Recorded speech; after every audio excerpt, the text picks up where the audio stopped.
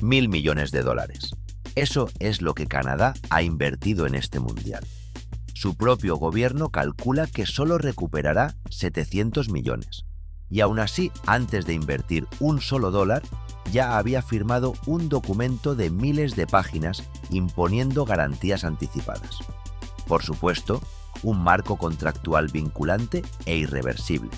Al firmar este tipo de contrato, el Estado garantiza, muchísimo antes de que ruede el primer balón, la viabilidad financiera, ambiental y legal de un mundial de fútbol. Si tuvieras poder de decisión, ¿firmarías un contrato así, sabiendo de antemano que el retorno de la inversión no está garantizado? Lo más probable es que sí. De hecho, los países siguen firmando, porque, en las altas esferas del poder global, el verdadero premio nunca se calcula en dinero. Cuando un Estado se hace cargo de un mundial, no está comprando un evento deportivo, está comprando un activo intangible de un valor enorme. Atención global de todos los mercados internacionales. Durante semanas, los ojos de inversores, corporaciones y cientos de millones de consumidores se fijan en el anfitrión, sus ciudades, sus infraestructuras, su capacidad para gestionar bajo presión. En la teoría de relaciones internacionales, esta estrategia tiene un nombre preciso: soft power, o poder blando, que no es más que la capacidad de moldear preferencias globales a través de la reputación, la cultura y la diplomacia deportiva. Aquí es donde un concepto que planteamos de forma teórica en el episodio 1 se convierte en una herramienta geopolítica real. Como ya vimos en el episodio 3, el modelo comercial de la FIFA absorbe la mayor parte de la inversión. Con este panorama en mente, la pregunta es clara: ¿por qué los estados aceptan firmar estos acuerdos? La respuesta es que buscan algo más valioso. El ejemplo contemporáneo más radical fue Qatar 2022. Allí, el objetivo de invertir $220.000 millones no era el retorno de caja, sino construir una marca país e influencia geopolítica a toda velocidad. Pero para los comités de auditoría de un gobierno democrático, el prestigio no basta para calmar al contribuyente. Hace falta una justificación técnica, apoyada en la teoría del desarrollo económico. El argumento estándar de los informes macroeconómicos se apoya siempre en los mismos pilares: inversión extranjera directa, modernización del transporte y desarrollo urbano integrado. La lógica empleada es astuta: usar las exigencias inflexibles de la FIFA como excusa política para ejecutar en 4 años obras que, en tiempos normales, tardarían décadas en aprobarse. Y esas exigencias tienen una cara fiscal muy concreta. Para poder ser sede, el propio Bidbook obliga al Estado a conceder una exención de impuestos total a la FIFA y a sus filiales: impuestos sobre la renta, aranceles aduaneros e impuestos sobre las entradas. Por ejemplo, en el Mundial de este año 2026, algunos estados de USA como Georgia, Florida o Missouri tuvieron que aprobar leyes eliminando esos impuestos como condición para albergar partidos. En otras palabras, el sector público tiene que renunciar a recaudar, mientras que la FIFA se queda con el beneficio. El caso de estudio por excelencia sigue siendo Barcelona 92, donde los Juegos Olímpicos, un mega evento deportivo parecido a un mundial de fútbol, sirvieron de argumento legal perfecto para transformar la ciudad entera y abrirla al mercado global. El plan urbanístico se estructuró en 12 grandes proyectos repartidos por toda la ciudad, de los cuales solo 4 estaban directamente ligados a las instalaciones olímpicas. El resto financió transporte, la apertura de la ciudad al mar y el acceso a la vivienda. La organización captó $8.000 millones de inversión y apenas el 9% se destinó a instalaciones deportivas. Todo lo demás fue a la ciudad. Y ese modelo funcionó.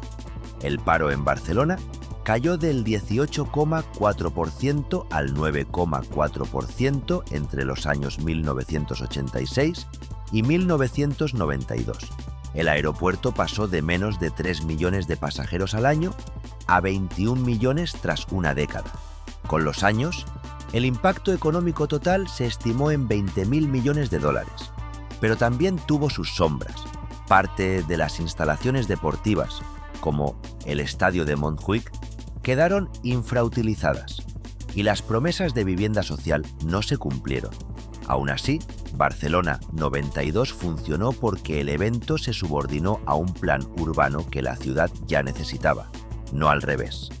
Esa misma lógica de acelerar infraestructuras sigue dominando las estrategias estatales de hoy en día. La candidatura conjunta de España, Portugal y Marruecos para el año 2030 es el reflejo exacto de esa evolución. Los tres países quieren aprovechar el Mundial para reforzar su imagen ante el mundo, pero cada uno llega con prioridades distintas. Para España, el Mundial es una palanca económica, una forma de blindar su cuota en el turismo internacional de alto valor y, de paso, atraer inversión en sectores como tecnología, transporte y energías limpias. No es solo un escaparate turístico, sino un acelerador de sectores estratégicos. En cuanto a Portugal, este juega una partida más contenida, pero con un objetivo claro: usar el torneo para modernizar servicios, reforzar su posición en la economía mediterránea y ganar visibilidad internacional. Y luego está Marruecos, que encara una necesidad de modernización urgente. El país ha integrado el Mundial de 2030 en un plan nacional mucho más amplio: aeropuertos, alta velocidad, puertos, digitalización y nuevos equipamientos urbanos. Es, en esencia, una versión ampliada del modelo Barcelona 92, pero aplicada a escala estatal. El objetivo es claro: usar el torneo para dar un salto estructural que perdure más allá del propio Mundial. Tres países, tres velocidades. España busca rendimiento rápido, Portugal busca impulso y Marruecos busca una transformación estructural.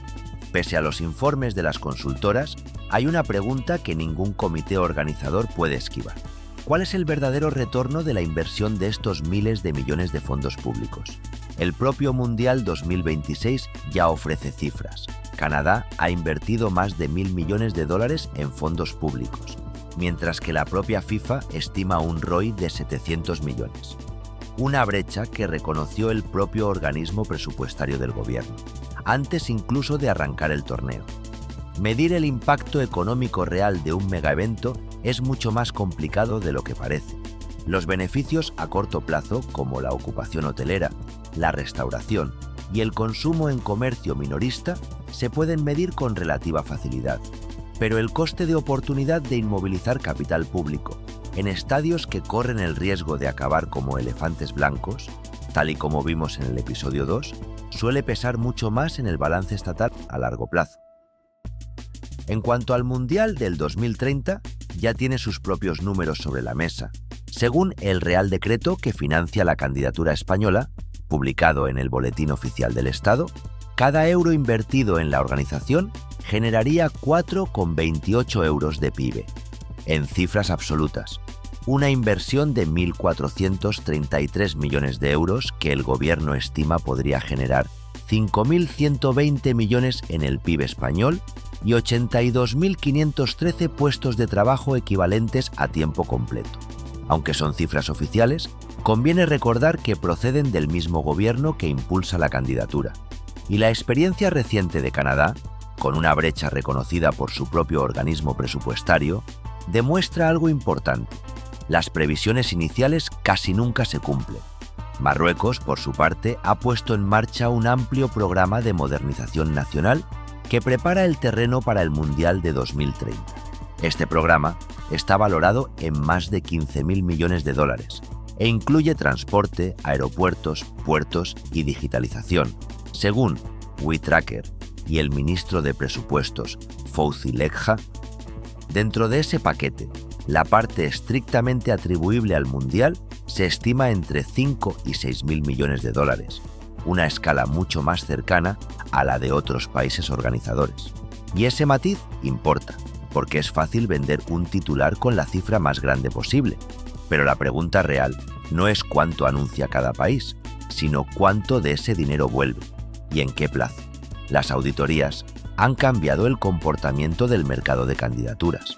La resistencia de la opinión pública y el escrutinio financiero han hecho que los gobiernos sean mucho más cautos con las inversiones y su riesgo. Por ejemplo, Reino Unido e Irlanda analizaron a fondo la viabilidad económica del Mundial de 2030 y concluyeron que el ROI no compensaba la enorme inversión en infraestructuras, seguridad y gasto público que exigía el torneo. Por eso decidieron retirarse y centrarse en la Eurocopa de 2028, un campeonato más manejable y con mayor control sobre los ingresos. Su retirada no es un caso aislado.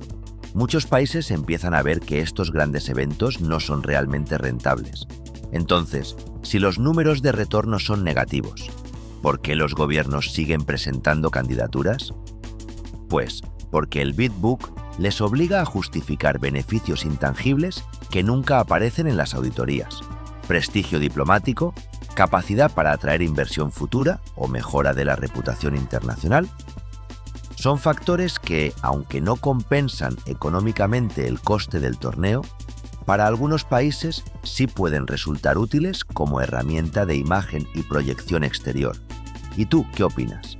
¿Crees que el valor del soft power justifica económicamente un ROI negativo? Déjame tu opinión en comentarios.